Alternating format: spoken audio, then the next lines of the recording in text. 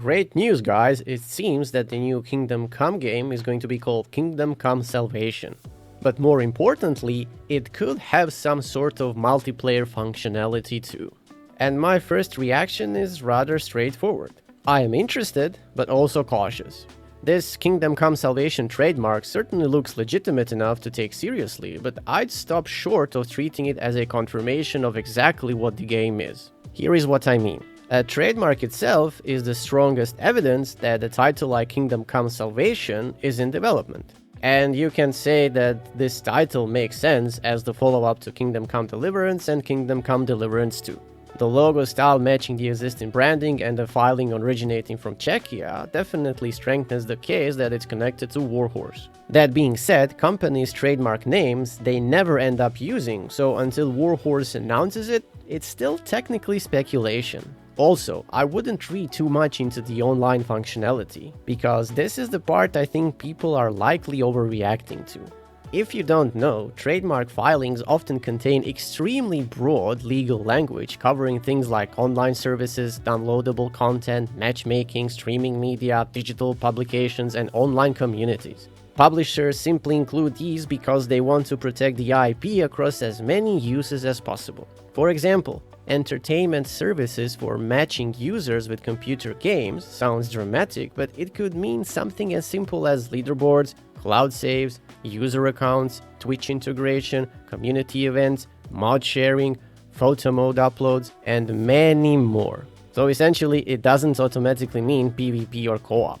However, multiplayer isn't impossible. If Warhorse did experiment with multiplayer, I don't think it'd be a traditional MMO or PvP game.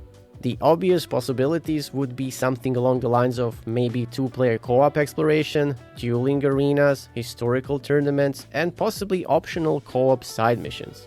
These would definitely fit the grounded medieval world much better than dozens of players running around Bohemia. Also, let's not forget, a full multiplayer campaign would be an enormous technical challenge for a game that's built around NPC schedules, reputation systems, dialogue choices, and simulation. The thing that's interesting to me is that how quickly this could arrive. KCD2 was built on years of work that started long before release. And if Warhorse has already finished the engine improvements, tools, combat refinements, and many of its development pipelines, a new project could come together much faster than the 7-year gap between the first two games. So a release sometimes between April 27 and March 28 sounds entirely plausible if development has been underway for a while. Now, you might think that I'm into this multiplayer shenanigans, but I actually hope Warhorse doesn't chase multiplayer trends. What made Kingdom Come special was that it wasn't trying to be everything.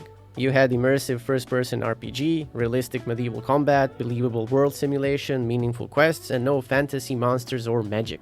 And let me tell you, that's a rare niche, and Warhorse has basically owned it. So if adding multiplayer starts diverting resources from, let's say, AI, quest design, historical authenticity, or world simulation, I think it would be a big mistake. On the other hand, if the online features are just optional extras, like co-op activities, tournaments, or community events, while the core experience remains a deep single-player RPG, I suppose I wouldn't have issues with that.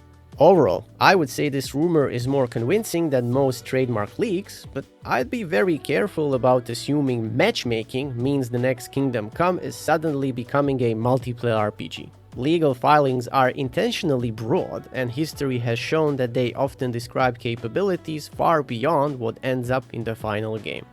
If anything, the most exciting takeaway is that Warhorse appears to be moving much faster than expected on its next medieval RPG. And that's basically my take on this news. Thanks very much for watching, and as always, like, share, subscribe, comment, all that good stuff. And that's it from me, until the next one.